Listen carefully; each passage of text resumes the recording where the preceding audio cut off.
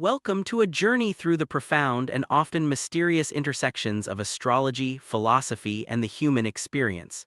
In this video, we explore the writings of Manly P. Hall, who delves into the deeper questions of life, death, and the cosmic forces that shape our destinies.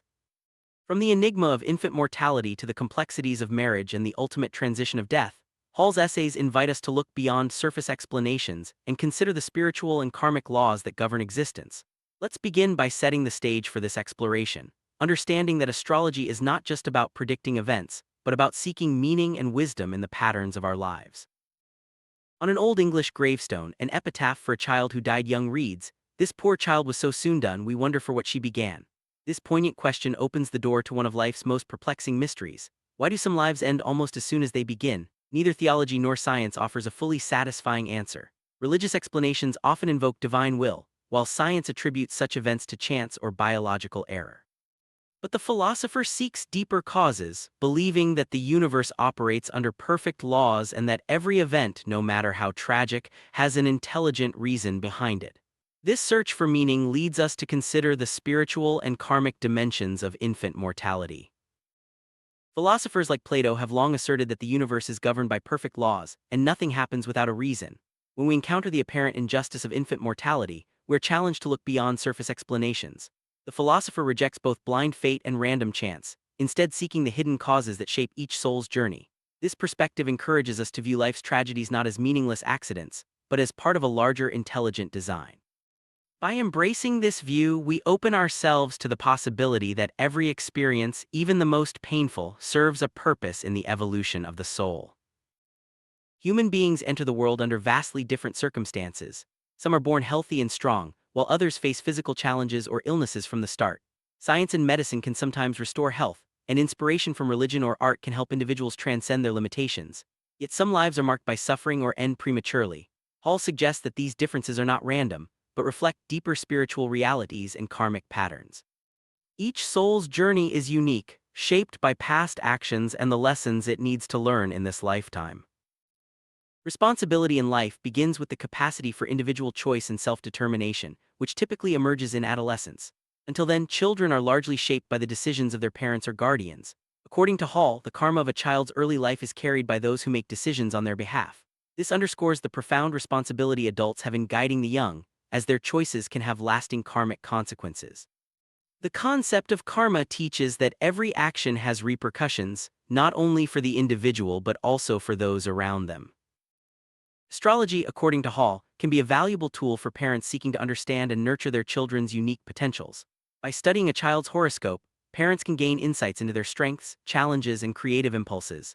This knowledge can help guide children toward fulfilling and meaningful lives. The idea is not to control destiny, but to provide the wisdom and support needed for each soul to realize its highest possibilities. In this way, astrology becomes a practical guide for fostering growth and well-being. Life unfolds in cycles of 7 years, each marked by critical transitions known as climacterics in astrology. The first 7 years, governed by the element of earth, focus on physical development. The next 7, symbolized by water, bring emotional and vital growth. Fire dominates the third period, fostering emotional maturity, while air rules the fourth, emphasizing mental and intellectual expansion. These cycles repeat throughout life, with each transition offering opportunities for growth and transformation. Understanding these rhythms can help us navigate life's challenges with greater awareness and resilience. Birth and death are often seen as the most significant events in a person's life, but Hall encourages us to view them as transitions rather than beginnings or endings. Both are merely episodes in the soul's ongoing journey, comparable to waking and sleeping. Overemphasizing their importance can lead to unphilosophical attitudes and unnecessary suffering. By recognizing that life is a continuous process, we can approach both birth and death with greater equanimity, understanding that each serves a role in the soul's evolution. Why do some children die before they have a chance to experience life? To answer this, Hall examines the philosophical and karmic reasons behind infant mortality. He suggests that while the physical body may be unaware, the soul or ego behind the body is fully conscious of the laws of compensation. Sometimes, a soul may need to experience a brief incarnation to balance past actions or retrieve lost experiences. In this view, even the shortest life has meaning and purpose within the broader tapestry of existence. The law of karma teaches that every action has consequences and these may manifest across lifetimes. Souls who have caused suffering may themselves experience loss or limitation, not as punishment, but as a means of learning and growth. Similarly, those who suffer innocently may be balancing past debts or preparing for greater opportunities in the future. This perspective reframes suffering and loss as part of a just and intelligent cosmic order, where every soul is given the experiences it needs for spiritual development. Beyond the physical body, Hall describes the existence of subtler bodies, the etheric, astral, and mental. These non-physical bodies are the vehicles through which the soul expresses itself and experiences life. While more refined than the physical form, they are not immune to trauma or disruption. Sudden or violent death can damage these subtle bodies, affecting the soul's ability to assimilate experiences and carry them forward. This understanding adds another layer to the metaphysical explanation of life and death. Ancient times, death was treated with great reverence and care. Priests would watch over the body for 3 days and nights, ensuring a peaceful transition for the departing soul. Modern practices, such as elaborate funerals and embalming, often disrupt this natural process. Hall suggests that respecting the spiritual aspects of death can help the soul complete its journey and integrate the lessons of its most recent life. This perspective invites us to reconsider how we approach death and mourning.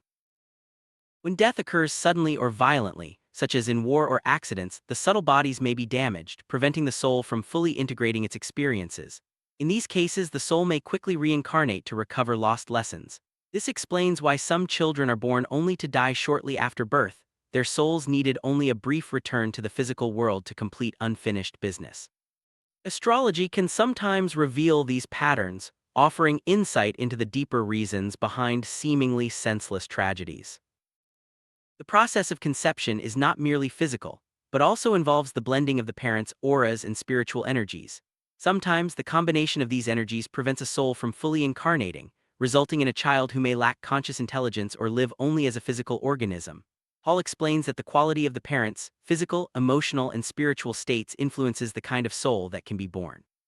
This understanding highlights the importance of conscious parenting and the cultivation of healthy environments for future generations. Hall challenges the scientific notion of heredity, suggesting instead that souls are drawn to families and environments that match their karmic needs.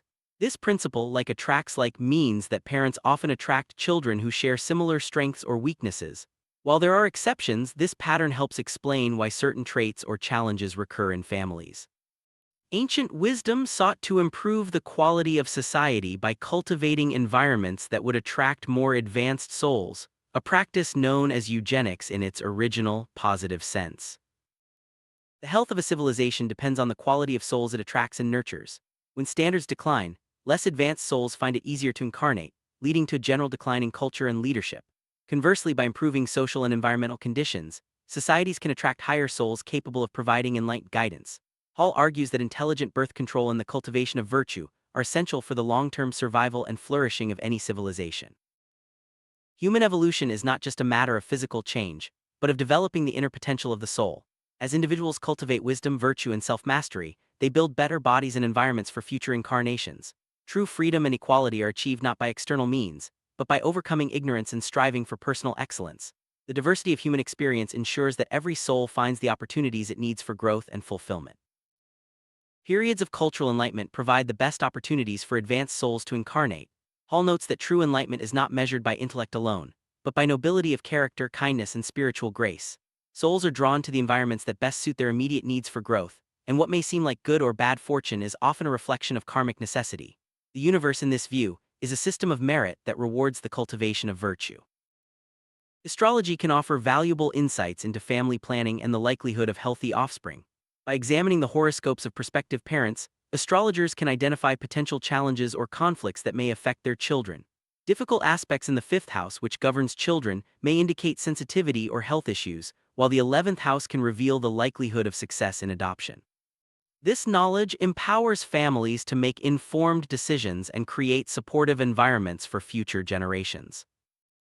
Marriage is one of the most significant choices a person can make, carrying profound consequences for both partners.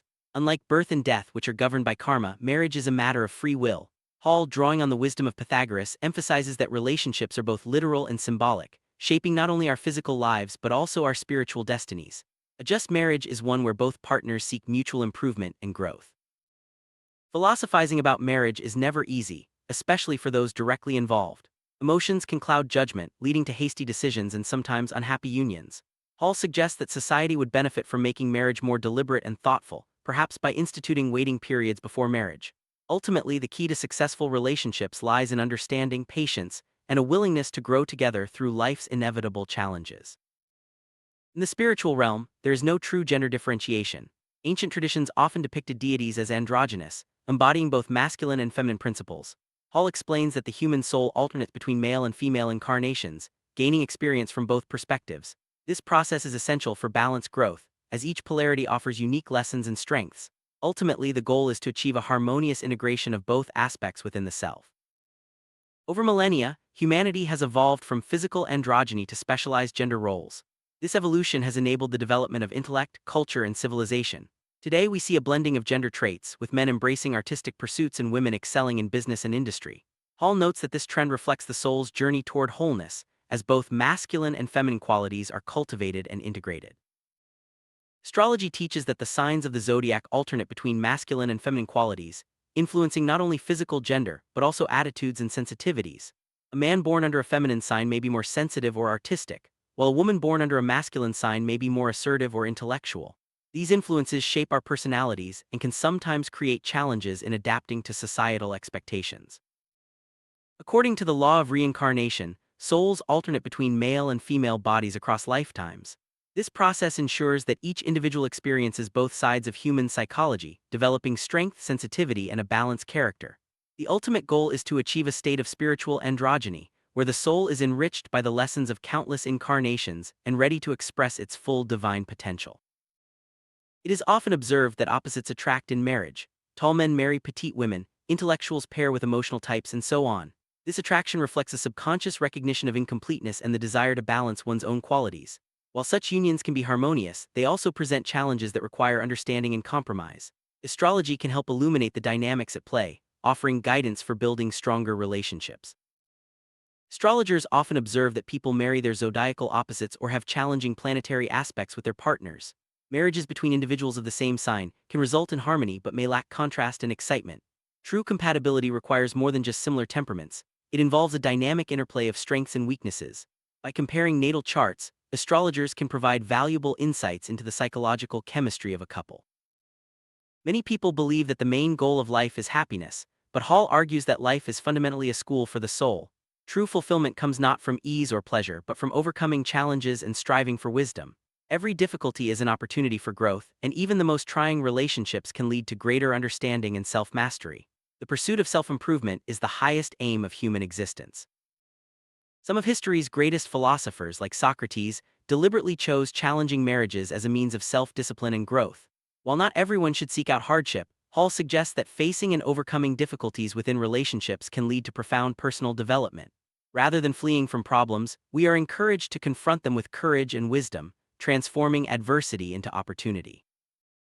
Death is not an end but a transition to a broader realm of experience. Hall describes it as a journey to a distant land, an opportunity to expand one's field of action and increase knowledge. The wise seek to die well just as they seek to live well, approaching death with understanding and acceptance rather than fear. The true value of life is not measured by its length, but by the quality of one's growth and contribution.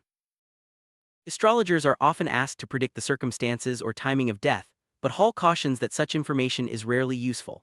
The focus should be on living well, not on the length of life. While certain planetary positions and aspects can indicate tendencies or vulnerabilities, the ultimate outcome depends on many factors, including personal effort and resilience. Astrology offers guidance, not fatalistic predictions. Several astrological factors can influence the likelihood of a long or short life. These include the strength of the rising sign, the positions of the sun and moon, and the aspects between key planets. However, Hall emphasizes that no single factor is decisive. It is the interplay of many elements that shapes each individual's destiny. Personal effort to strengthen weaknesses and cultivate positive qualities can greatly influence outcomes. In astrology, the 8th house is traditionally associated with death and transformation. The position and ruler of this house can provide clues about the nature and circumstances of one's passing. However, Hall notes that the ascendant is equally important, and that many factors must be considered together. The presence of certain planets in the 8th house or their aspects may indicate the type of death or the environment in which it occurs. Astrological aspects, such as squares and oppositions between the Sun, Moon, and other planets, can indicate challenges to health and longevity. However, Hall warns against rigid interpretations, as each chart is unique and must be considered in its entirety. The presence of multiple challenging aspects may suggest vulnerability, but personal resilience and positive action can offset these tendencies. Eclipses, especially those affecting the Sun or Moon in a natal chart, can signal critical periods for health and vitality. The effects of an eclipse may be felt within a year or two of the event, particularly if it falls on sensitive points in the chart. Transits of challenging planets over these points can also trigger crises, but rarely does a single influence determine the outcome. It is the convergence of multiple factors that creates significant turning points. It is nearly impossible to predict the exact timing of death far in advance, as life is shaped by countless variables and free will. However, during periods of illness or crisis, astrology can offer insights into the likelihood of recovery or decline. Ultimately, the focus should remain on living fully and wisely, rather than on anticipating the end. Suicide rates tend to rise during periods of economic and social stress, and are influenced by factors such as religion, education, and urbanization. Hall observes that those with a strong sense of individual responsibility or high expectations may be more vulnerable to despair. While suicide is often seen as an irrational act, it follows certain patterns and is shaped by both personal and societal influences. Certain astrological configurations may indicate a predisposition towards self-destructive tendencies. These include specific placements of the ascendant, Sun, Moon, and other planets, as well as challenging aspects between them. However, Hall emphasizes that no single factor is determinative, and that the presence of multiple indicators should prompt careful consideration and preventive action. Astrology can serve as a tool for early intervention and support. From a philosophical perspective, suicide is not a solution to life's problems, but a postponement of necessary lessons. The doctrine of reincarnation teaches that unresolved issues will return in future lives until they are faced and mastered. Rather than escaping difficulties, the soul is called to confront and overcome them, growing stronger in the process. This understanding can provide hope and motivation for those struggling with despair. Astrologers and palmists can sometimes detect self-destructive tendencies years before they manifest in conscious thought. By recognizing these patterns early, it is possible to offer support and guidance that can help individuals build resilience and find meaning in life. Hall advises astrologers to focus on strengthening positive qualities and encouraging engagement with worthwhile projects, rather than dwelling on potential catastrophes. In addition to the natal chart, the lines of the hand can reveal tendencies towards self-destruction or violence. For example, a downward-sloping headline or a merged head and heart line may indicate vulnerability.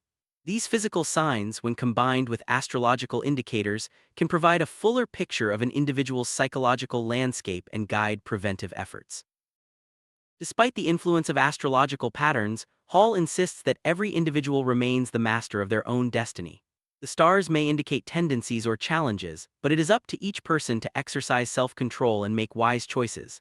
By cultivating self-awareness and discipline, we can transcend limitations and shape our own futures, regardless of the circumstances of our birth. Ethical astrologers avoid making fatalistic predictions or focusing on negative outcomes. Instead, they use their knowledge to inspire constructive action and deeper understanding. When a child's chart shows serious challenges, the astrologer's role is to offer guidance that protects and nurtures the child's life. The ultimate goal is to empower individuals to live wisely and well, making the most of their unique potentials. Astrology is most valuable when used to foster understanding, resilience, and positive change. By recognizing both strengths and vulnerabilities, individuals can make informed decisions and pursue paths that lead to growth and fulfillment. The stars do not dictate our fate, but offer a map for navigating life's challenges and opportunities with wisdom and grace.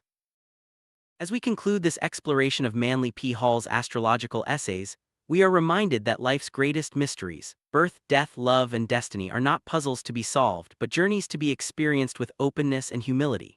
By seeking wisdom, cultivating virtue, and embracing the lessons of both joy and sorrow, we can fulfill our highest potential and contribute to the greater good. Astrology, when approached with intelligence and compassion, becomes a tool for self-discovery and transformation, guiding us toward a life of meaning and purpose.